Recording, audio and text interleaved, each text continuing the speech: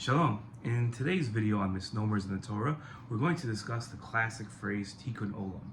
Tikkun Olam has been completely taken over by people who have absolutely no idea what it means. They think it's some sort of phrase of social justice, as if God has commanded us to incorporate social justice outside the morals of the Torah.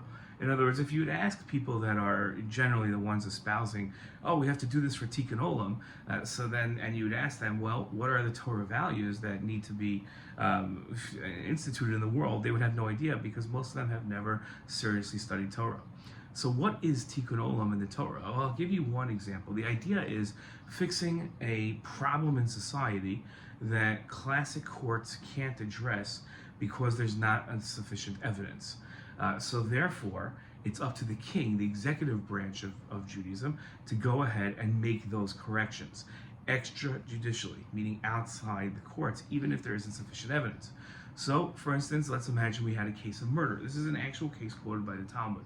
Let's say you had a case of murder. We have a victim. The victim was murdered.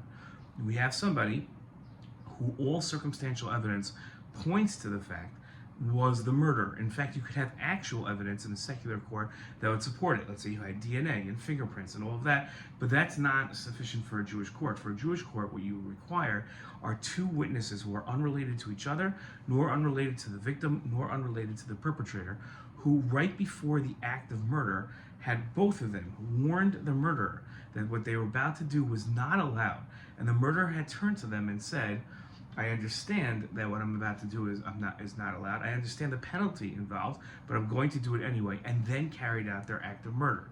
It's a very high bar to enable a Jewish court to convict and therefore punish somebody for an act they did wrong.